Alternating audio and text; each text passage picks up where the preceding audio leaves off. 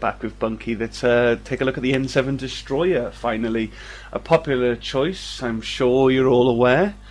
Let's take a look at the build, because you've got a couple of options here, depending on what you want to rock.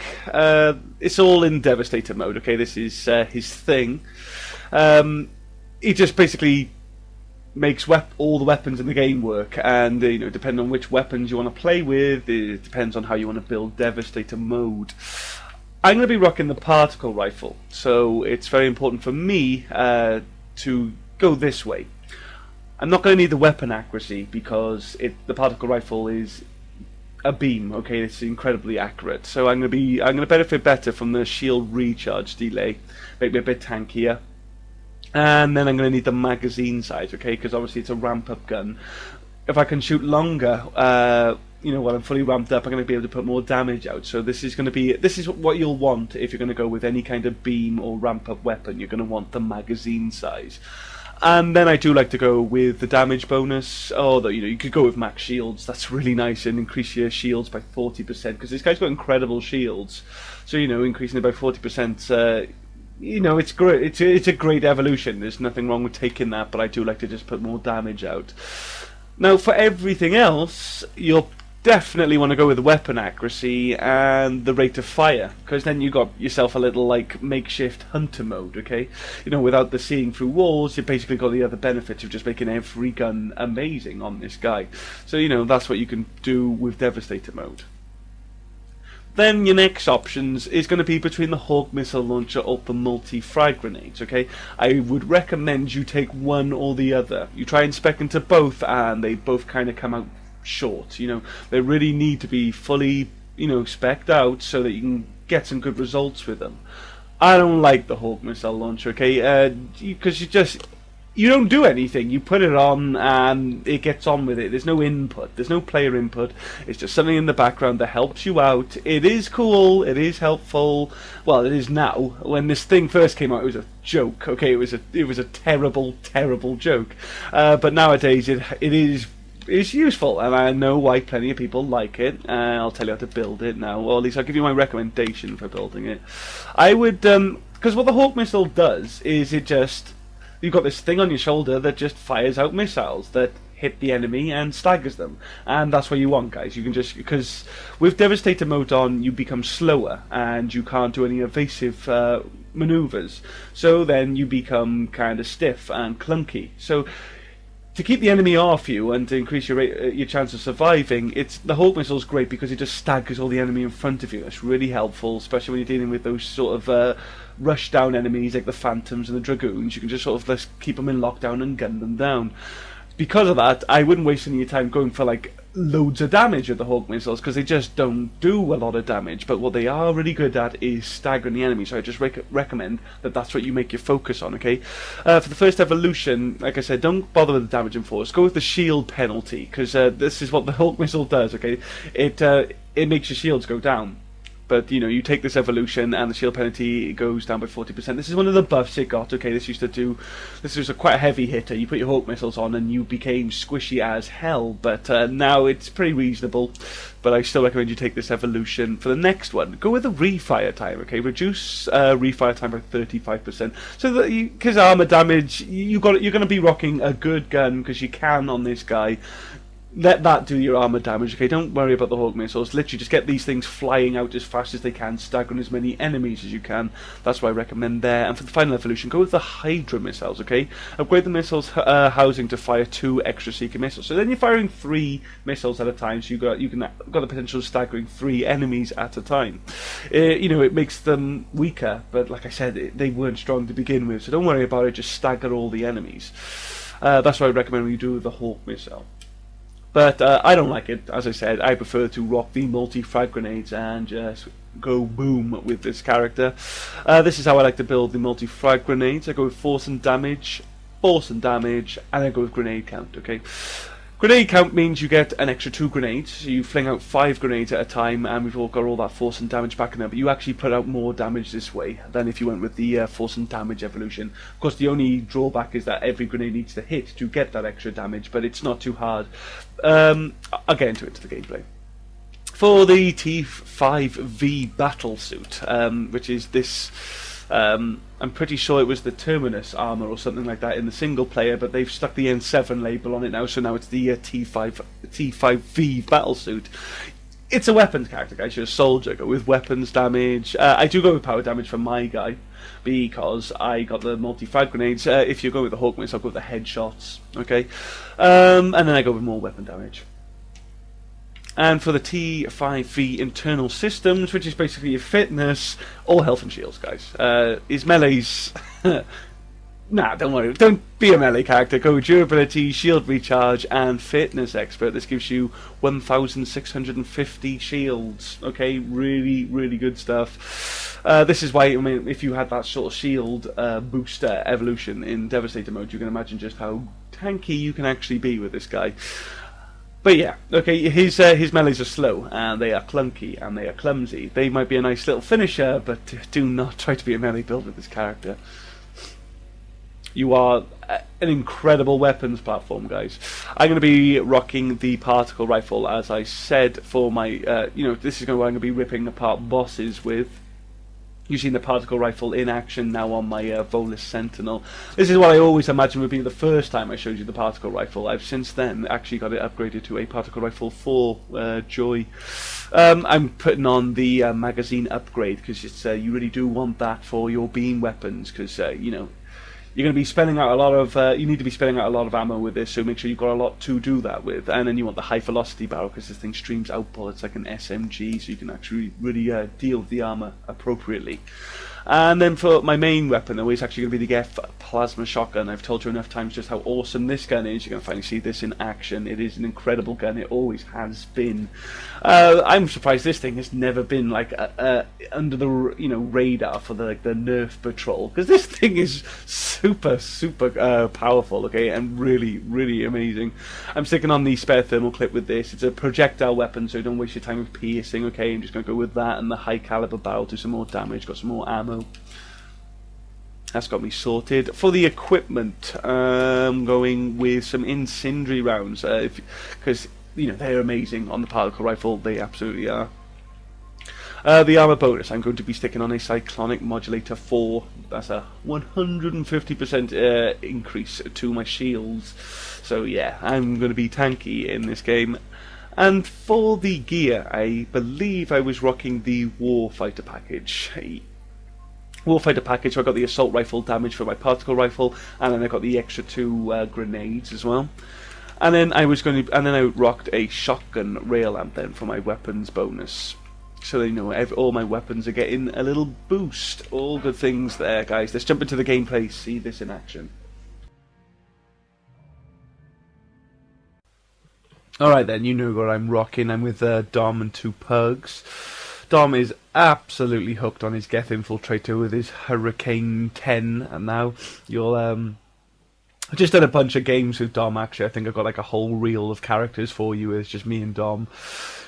I can't get him off his geth infiltrator. He absolutely loves that combination and the stupid damage it does. I think he also gets a kick out of just rubbing his Hurricane 10 in my face. Like I got a Hurricane 8. I can't be sad, to be perfectly honest, but it's just ridiculous that he went from like Hurricane 2 to a Hurricane 10 the moment that thing became an ultra rare. It's a cruel world. It's a cruel world. And I'm still waiting for the Venom shotgun. We got Reapers on Jade. The Reapers are actually going to... the Reapers are really fun to take out with this guy, actually, just because I'm rocking the particle rifle, and this gives me plenty of armor to chew from. So basically, there's a nice balance between armor and mooks, in gold at least. So I get to rock both of my guns, appropriately in this game. I'm going to be go for the first couple of ways. I'm just going to be all about the geth plasma shotgun. This thing. Look at the range on it. It's a shotgun. This thing will fly across the map and home in on enemies and then hit them hard. Okay, this gun is really incredible. I think like the first overpowered thing that came into the game was was like the Geth Infiltrator with the Geth Plasma Shotgun. Okay, this thing is an incredible gun, and it's never been touched. It's never been touched, so it's always powerful. You can just go around, smack this thing from the hip. It will find the enemy. It will destroy the enemy. I mean, it's not actually homing, but you can see it home in on the enemies. Like, if you're just slightly off, it's going to find them for you, and it's going to hit them hard. It does really nice damage to armor as well. It's incredible. It's a really, really powerful shotgun. And then when the bosses start showing their ugly heads, I'm going to start whipping out the particle rifle. Got a few more little tidbits on that I think I missed out on with the Volus, but let me talk a little bit about this character. Although, do I need to tell you how to play this guy? Statistically, this is the most played character in the multiplayer. Bioware's released statistics now and again, and ever since he came out, he's been on top. I think maybe like a few months down the line, if they did another, you might actually see the Juggernaut like pushing on this spot. I know the Turian Ghost Infiltrator's coming close, but this guy, everybody plays this guy, and it's because he's so accessible. He is. He's just incredibly accessible.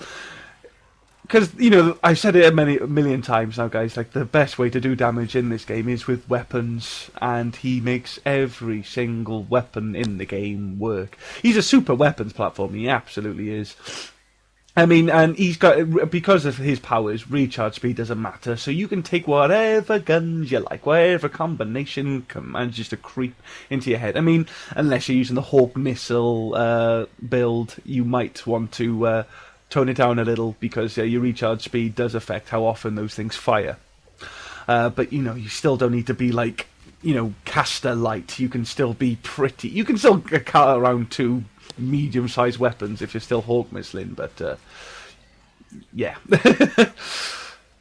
But he has a way of making every single gun work, like I talked about in the build section. Okay, you can increase the rate of fire, you can increase the accuracy, and you can increase the magazine size. These are the three elements that make guns better, and he can bring them all out. He can make it all. He can bring it all out and just do it all. He's awesome. He is awesome for that. I mean, I'll be honest. I'm not a lover of this character. Just because he's a weapons platform, it's hard to really sort of soak up a character which is basically the gun that you put on him. You know, he's just the instrument that holds the guns, but he holds them well. It's cool. His niche, though, is the thing with the whole magazine size. It really is. I mean, the Batarians give you a boost. They got the whole ammo boost thing in their passive. And this guy, they can't compare to him. He used to be able to just give you massive amounts of ammo. He really did. Bioware butchered it, though. He got a big nerf. That's what happens, though, with characters that are so you know, that get played so often. Bioware investigate, they see the numbers and go, "Oh, why is everybody playing this character? Is it too easy with him?" And then they sort of start picking and chopping at him, and they decided that it was going to be his ammo capacity needed to be knocked back, because there was, you know, you've got those limited weapons, not limited weapons, those weapons with like one shot, or, you know, just two shots for, you know, very small clip guns. He could actually push the bar with the right mods attached as well, and make them get an extra shot. In fact, there's still a couple of survivors nowadays. So yeah, that was a really cool thing about him. No other character had that potential. Like I said, the Batarians don't even come close to the kind of magazine increasing that he did. And it basically just made... There was obviously some guns out there that absolutely demanded a bigger clip, and then he just became like the perfect character for those guns. It was a great opportunity to play with them. I mean... And it was nothing game-breaking. I don't know why they nerfed it. It was not game-breaking. I mean... It only benefits ramp-up guns, to be perfectly honest, like the magazine increase. And those guns they demand that you focus fire on a target. So yeah, you could take out in the day you could take down a boss with a single clip on the right gun, but at the end of the day that was one guy in a horde mode situation. So you weren't like just going around completely cleaning out rooms and stuff, because there's characters that do that now. He does not outscore them. If you take a player, two players of the same skill, and you gave them like the geth infiltrator, and then you gave them this guy, the geth infiltrator is going to clean out rooms faster than this guy is. The potential, he has so much more potential. He puts up more damage. It was never game breaking that he had that massive clip. But people love to bitch. People absolutely love to bitch, and that's what happened. It's like people just like posting videos, going, "Oh my god, look at this guy taking out a platinum atlas with one typhoon clip." It's like, yeah, well, good for him. It's like that was his thing, guys. He was this He stood there, he stood his ground. He was a turret, and he drilled down those big armor boss. He was a great boss killer. That's what he brought to the team. That's what he still brings to the team. But it used to be much better. Although. He's not broken, guys. He's as upsetting a nerf it was, and it hit him hard. They reduced the magazine size thing by quite a lot. I don't remember the numbers, but it did not break the character. He's still incredible. He really is. Let me give you some choices though, because. You can play with anything. Like I said, he is the super weapons platform. If whatever gun you decide to do, you just build Devastator mode the right way, and you're good to go, to be honest. What I like to do with him, though, is I like to take my main gun. I like to take around that staggers all the mooks.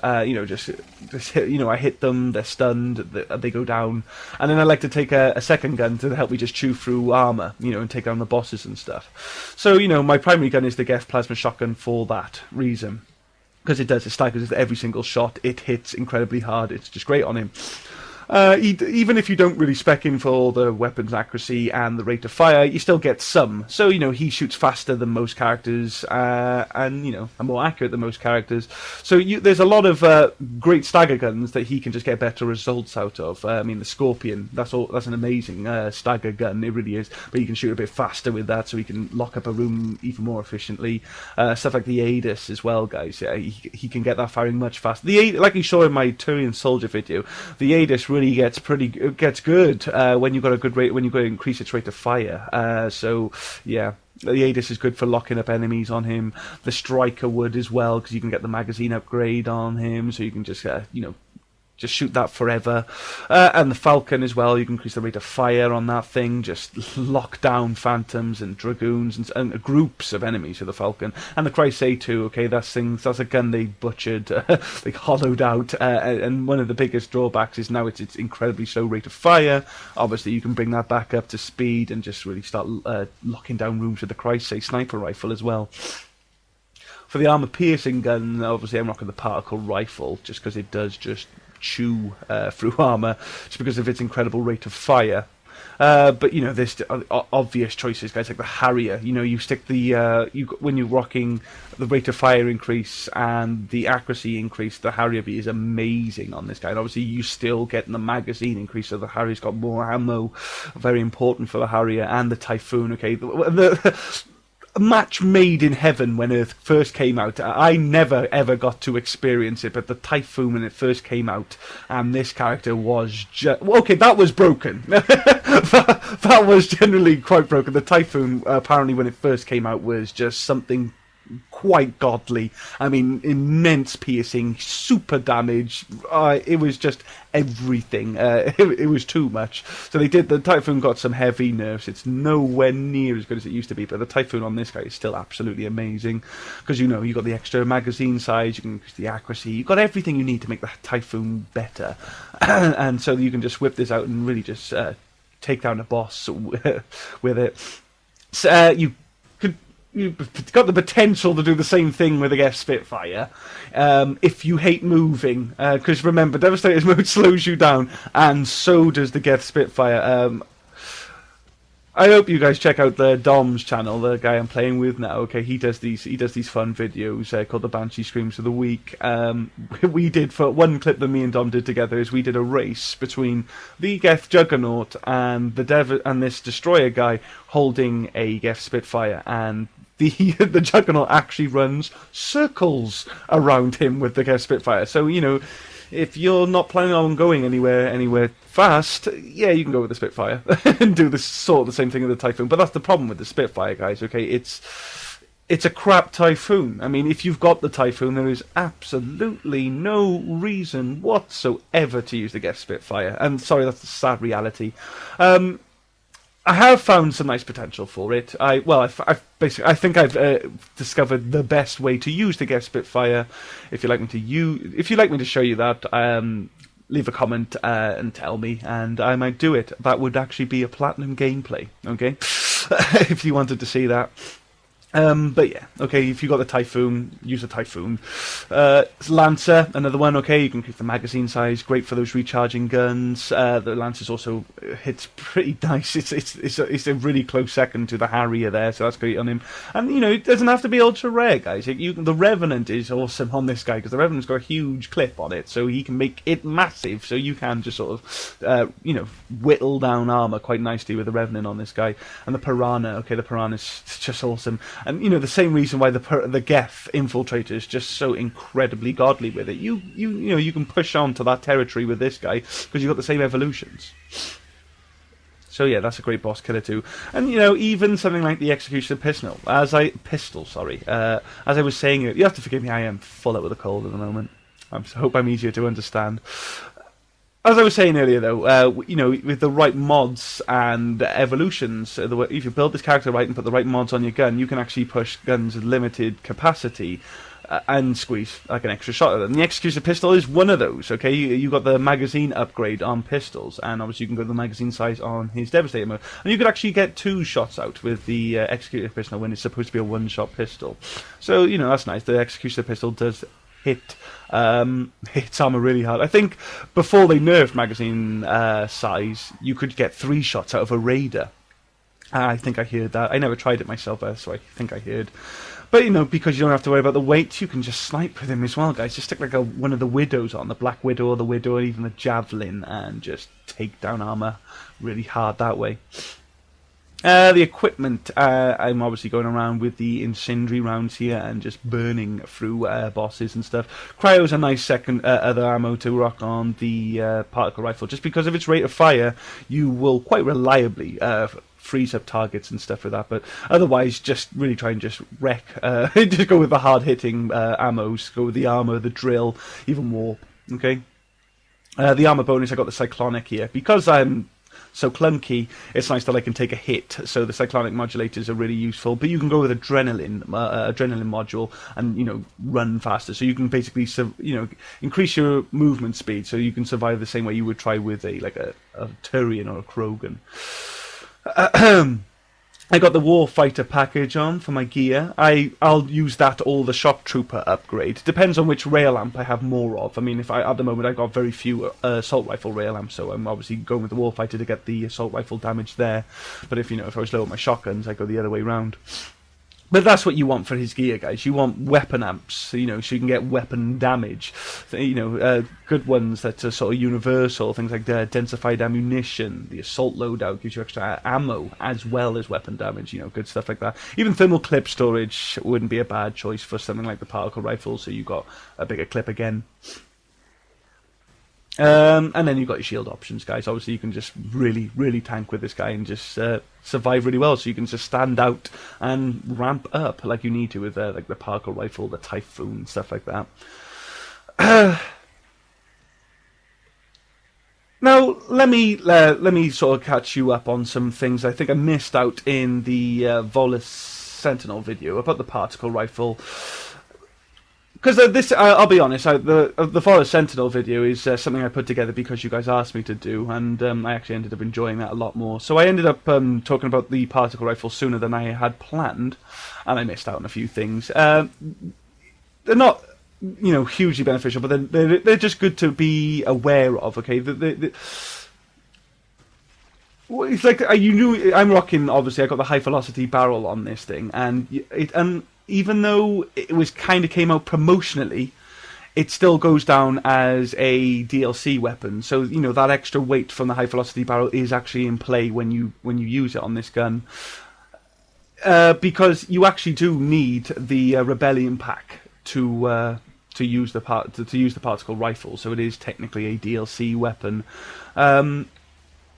It has a limited range as well. That's what you need to be aware of. I mean, I think that's how they balance out the beam's perfect accuracy. Okay, see that beam you can visually see. If that's hitting the enemy, you are hitting the enemy. There's no spread. There's nothing. It's like if the beam is touching, you're streaming bullets into them, and there's a limited range to these beam weapons. Okay, so you can't like shoot across Rio with the particle rifle. You need to be aware of that. And also another thing to know is like obviously I've made it quite clear about the whole ramp up thing about it. The initial DPS is actually insanely low. I think it might be like lower than an Avenger, but then it increases dramatically. So I think it actually ends up being more powerful than like the Harrier or something crazy like that. It takes 50 units of ammunition to ramp up. Oh, look at this. The brute ate up a whole missile, and then his corpse ate up another one. At that point, just like, oh, no, fuck it. I'm not wasting another missile on that. But no, sorry, guys. Make sure you know that, okay? It takes 50 units for it to ramp up. It's not a bad strategy to sort of charge it up behind cover.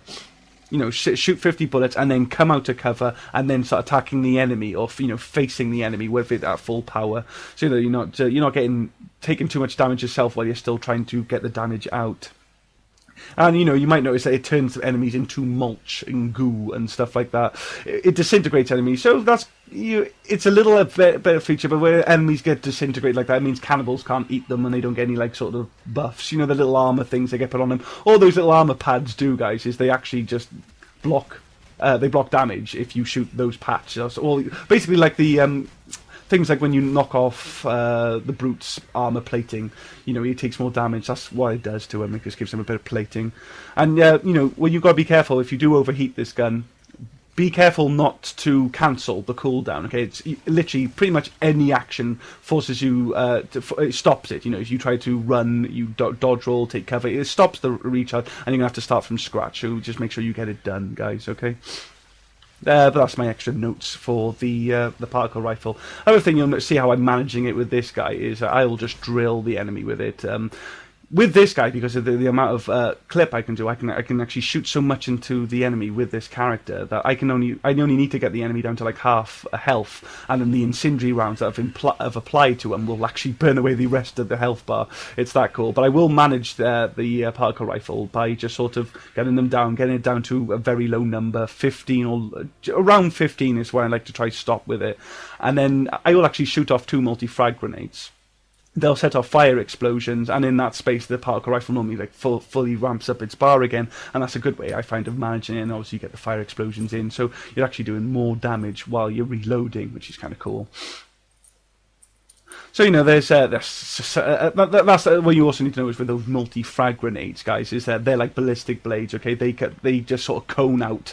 They're best to just sort of get up close to the enemy and shoot them dead in the face. Don't think of them as like a frag grenade. Think of them more like the ballistic blades. That's how you want to kind of rock them.